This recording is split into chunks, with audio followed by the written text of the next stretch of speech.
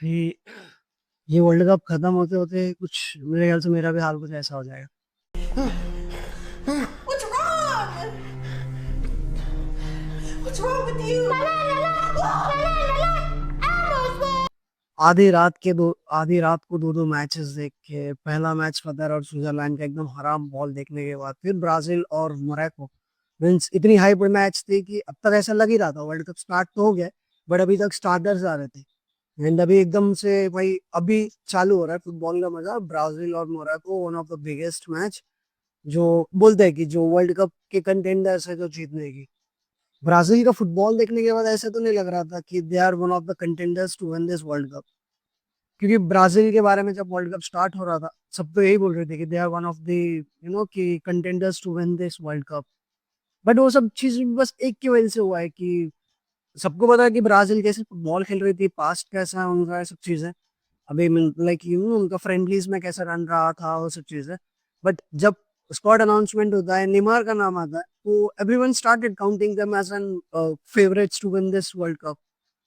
But ऐसा कुछ नहीं। और नेमार भाई बेचारे के घुटने में भाई चोट आ गई है, वो भाग नहीं पा रहा, चल नहीं पा रहा, वो नॉकआउट्स में आएगा करके बताया।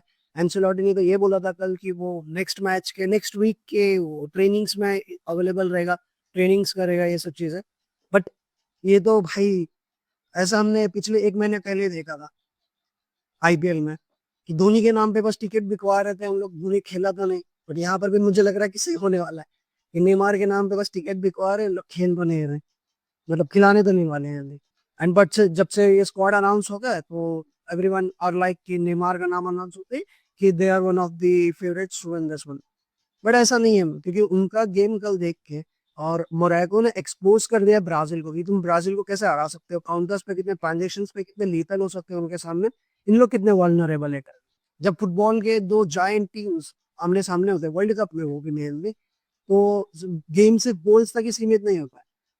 गेम इस पे भी डिपेंड करता है कि कौन ज्यादा माइक्रो मिस्टेक्स मैनेज कर रहा है, कि किसके कम मिस्टेक्स होंगे वो गेम जीतने के चांसेस बन जाता है। और आई वुड से कि ये इतने छोटे छोटे micro mistakes normal football fans को दिखेंगे भी नहीं। और इस मैच में ऐसे ही हुआ कि ब्राजील के जो सुपरस्टार्स थे उन्होंने इतने छोटे छोटे या बड़े बड़े ब्लंडर्स किए जिसका फायदा मोरक्को ने एकदम अच्छे से उठाया। लेकिन पूरा ऐसा ही नहीं था कि ब्राजील ही गंदा फुटबॉल, क्योंकि मोरक्को भी थोड़ा, मतलब ऐसा नहीं बोल सकते कि कंपैरेटिवली मोरक्को ने मतलब कम मिस्टेक्स किए थे, दैट्स द रीजन व्हाई ये मैच टाई हुआ है। वरना मोरक्को इजीली ले लेती अगर वो मिस्टेक्स भी वो नहीं करते।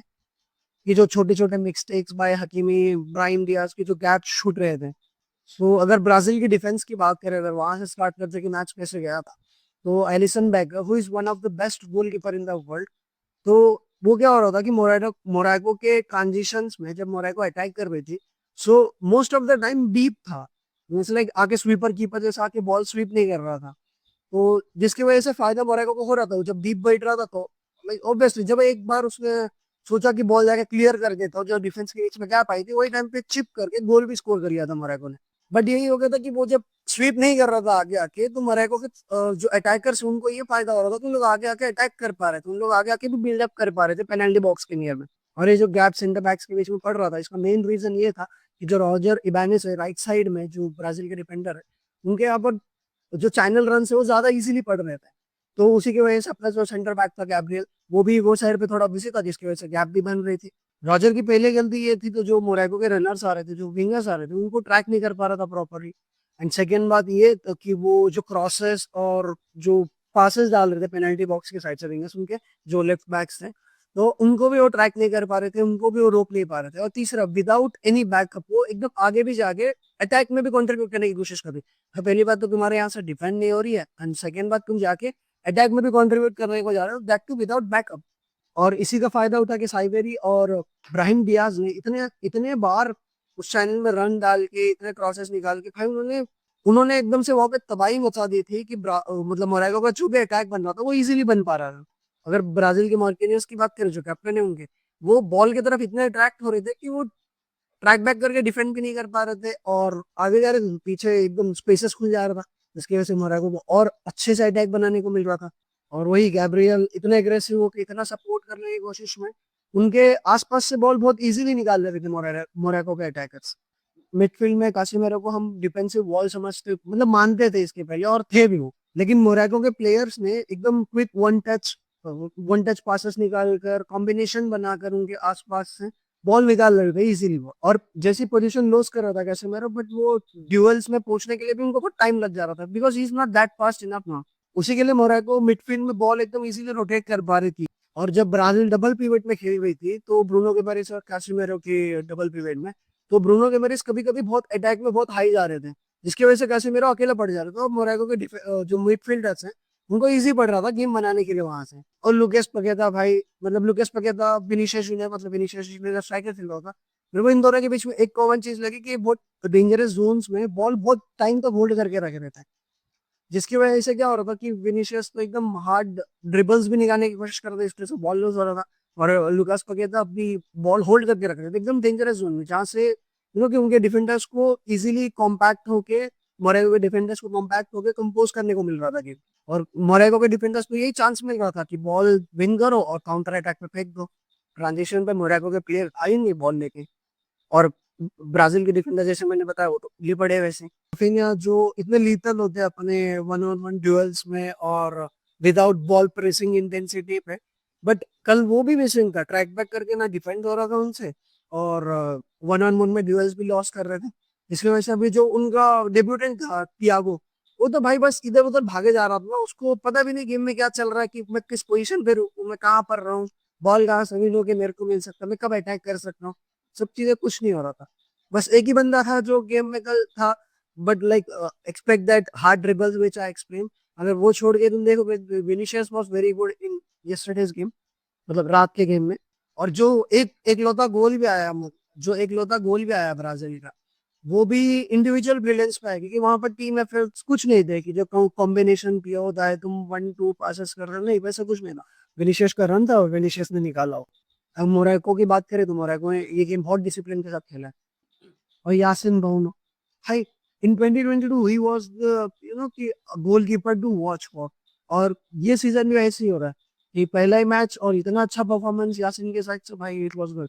एक एक एरियल बॉल पे थोड़ा बहुत उनका हेजिटेट किया था, but like overall game performance was good and calmness बहुत अच्छा था।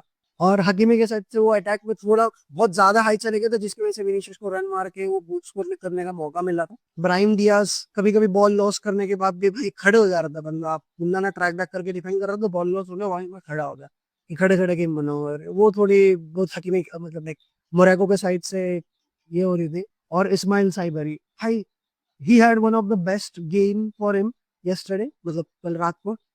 बट कि वो थोड़े बहुत जगह पे डिसाइसिव डेंजरस जोन में आके डिसाइसिव पासेस मिस कर रहा था, वरना ब्राजील के लिए तो भाई बहुत ब्रूटल हो जाता स्कोर लाइन, इतना गंदा खेलने रहते हैं हम लोग। और मोरक्को के मिडफील्ड में से डिसिप्लिन नहीं था, वहां पर एक प्लेयर था 18 इयर्स का। इमेजिन कीजिए, एक तरफ कैसेमेरो और ब्रूनो गुइमारेस जैसे प्रीमियर लीग हेवीवेट्स खेल रहे, ने अपने फियरलेस पासिंग और क्विक टर्निंग से ब्राजील का जो सेटअप था उसको हिला दिया था। तो क्या हो रहा था कि जब कैसेमेरो और पगेता जब अपने पोजीशन छोड़ के जा रहे थे, तो ये बंदा एकदम मेच्योरली वो स्पेसेस एक्सप्लॉइट करके गेम वहां से बिल्ड कर रहा था। और ये मोरक्को का यंग सेंसेशन है, तो भाई ब्राजील के मिडफील्ड में भारी भी पड़ गया था। दैट्स द रीजन व्हाई कि जो कैसेमेरो है वो ड्यूएल्स में लेट इन्वॉल्व हो पा रहे थे। अब मोरक्को के ये 18 इयर्स ओल्ड ने, तो मोरक्को को मतलब लाइक कि why you have to watch for Morocco. और इसमें बहुत सारे फैंस को अट्रैक्ट भी किया है, कि बहुत सारे फैंस मोरक्को के मैचेस ट्यूनिंग भी करेंगे इसको देखने के लिए कि ये कैसा खेलता है। अब गाइस, अगर पूरे ये मैच के टेक्निकल ब्रेकडाउन, टैक्टिकल ब्रेकडाउन के इस पे आए तो टेक अवे क्या था? सो इसमें ये था कि ब्राजील का कोई मतलब लाइक मेन प्रॉब्लम उनका कोई इंडिविजुअल रोल का नहीं है। उनका मेन प्रॉब्लम ये है कि उनका जो लैक ऑफ डिफेंस कॉम्पैक्टनेस है, और उनकी पोर ट्रांजिशन, कि जब तुम्हारे पास बॉल आ रहे तुमको अकेले बंदे को ज्यादा बॉल होल्ड करके ड्रिबल करने की जरूरत नहीं है, वन ऑन वन में तुमको ड्यूअल्स हारना नहीं है।